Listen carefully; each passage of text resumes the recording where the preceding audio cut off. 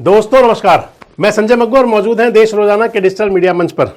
आपके साथ मौजूद हूं एक स्थानीय राजनीतिक मुद्दे को लेकर। स्थानीय राजनीतिक मुद्दा यानी कि हरियाणा का, और हरियाणा के अंदर भी ब्रज क्षेत्र का पलवल, ग्रामीण पृष्ठभूमि का जिला पलवल, जिसकी की ग्रामीण पृष्ठभूमि की राजनीति पिछले काफी दिनों से चरम पर रही। ग्रामीण पृष्ठभूमि की राजनीति यानी कि जिला परिषद की राजनीति। जिला परिषद के अंदर जिसमें जिला परिषद की चेयरपर्सन के खिलाफ अविश्वास प्रस्ताव आया, एक बार आया उसको रोका गया, दूसरी बार आया तो रोक नहीं पाए, और जिला परिषद की चेयरपर्सन जो हुआ करती थी आरती तंवर रावत, उनकी कुर्सी चली गई। भारतीय जनता पार्टी के नेता, हथीन विधानसभा के कैंडिडेट मनोज रावत की धर्मपत्नी जो अपनी कुर्सी नहीं बचा पाई, और इतना ही नहीं, उनको वोटिंग के दौरान अनुपस्थित तक रहना पड़ा।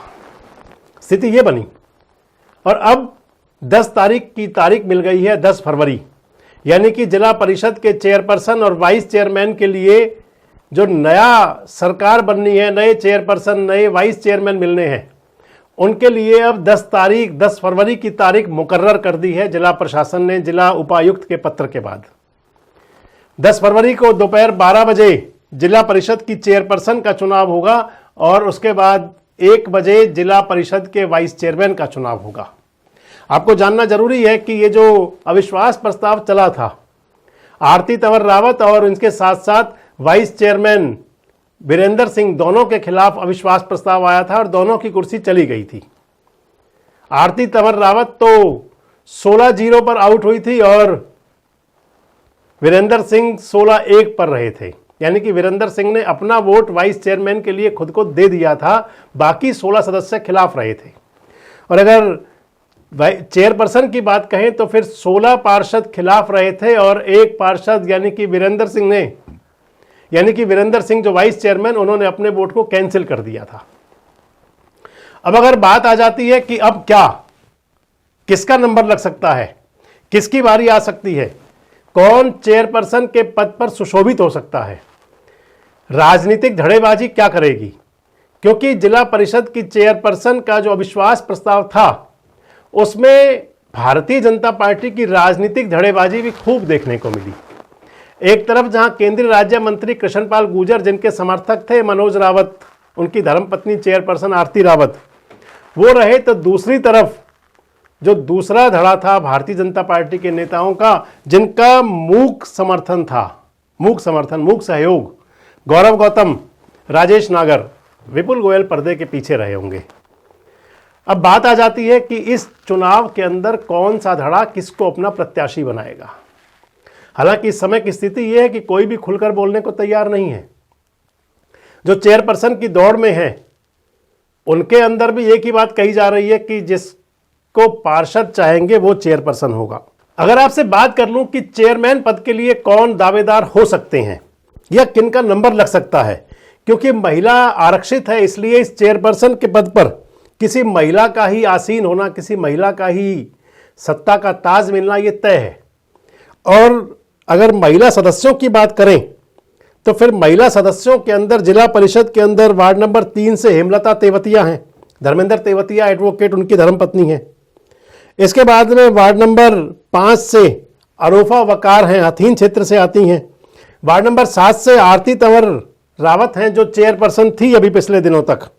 आगे चले तो फिर वार्ड नंबर 9 से तबस्सुम है, वार्ड नंबर 11 से अंजू है, वार्ड नंबर 12 से रेखा है, रेखा के पति हैं नरेंद्र। इस चुनाव के अंदर यानी कि जो आरती तंवर रावत के खिलाफ अभियान चला, उसके अंदर मुख्य कड़ी थे नरेंद्र कुमार, रेखा के पति। वार्ड नंबर 13 से उमेश है, उमेश वाइस चेयरमैन पद के दावेदार हैं अब की बार, उमेश गुदराना। वार्ड नंबर 14 से गायत्री देवी हैं, प्रदीप शर्मा की धर्मपत्नी है, बामनीखेड़ा गांव से आती हैं, ये भी अब की बार चेयरपर्सन की दावेदार हैं। राजेश कुमार हैं, पुष्पा है सदस्य जिला परिषद की। इसके बाद में वीरेंद्र सिंह हैं, 18वें नंबर पर मीना है, 19वें नंबर पर हरबंस लाल हैं और 20वें नंबर पर चंद्रकांता हैं। जिन नामों पर बात चल रही है कि इनमें से कौन चेयरमैन बनेगा, इनमें से कौन चेयरपर्सन हो सकता है जिला परिषद का, तो जो 4 नाम प्रमुख हैं उनमें नंबर 1 पर तो वार्ड नंबर 3 की पार्षद हेमलता तेवतिया, धर्मेंद्र तेवतिया की धर्मपत्नी। इसके बाद में वार्ड नंबर 12 से रेखा, नरेंद्र की धर्मपत्नी, मैंने आपको पहले ही बताया। और इसके तीसरे नंबर पर दावेदार एक बार फिर से मनोज रावत की धर्मपत्नी आरती तंवर रावत की भी दावेदारी है। और एक जो कैंडिडेट है वो है गायत्री। मेरी जिला परिषद के कुछ मेंबरान से बात चल रही थी। टेलीफोनिक बातचीत में बता रहे थे कि चेयरपर्सन तो वो बनेगी जिनको पार्षद चाहेंगे। इस चुनाव के अंदर यानी कि जो अविश्वास प्रस्ताव था उसके अंदर पार्षदों में, सदस्यों में तलवारें भी खूब खिंची, विरोधाभास भी खूब रहा। लेकिन इसके बावजूद भी सभी जो 16 विरोधी पार्षद थे वो एकमत रहे कि उनको एक बार पहले चेयरपर्सन आरती तंवर रावत को हटाना है, वो उन्होंने हटा लिया। अब क्योंकि बाद में बात आ जाएगी कि चेयरमैन बने कौन, तो चेयरमैन बनने की अगर बात आएगी तो फिर आप मान करके चलें कि 4 पार्षद तो मनोज रावत के जो गुट के हैं, आरती तंवर रावत के गुट के, वो तो यदा के यदा हैं। यानी कि उनके अंदर आरती तंवर रावत है एक, दूसरे उसके अंदर दीपक घर्रौट है, तीसरे उसके अंदर कुलवीर देशवाल है और चौथे उसके अंदर वीरेंद्र बैसला हैं। ये 4 सदस्य तो इकट्ठे आज भी हैं। अब बात आ जाएगी कि बाकी जो 7 पार्षद और एक वो हो जाएगा जो कैंडिडेट खुद होगा, उसके बाद में उनको 6 सदस्यों की दरकार रहेगी। जो 6 मेंबर इकट्ठे कर लेगा वो चेयरमैन पद तक पहुंच जाएगा।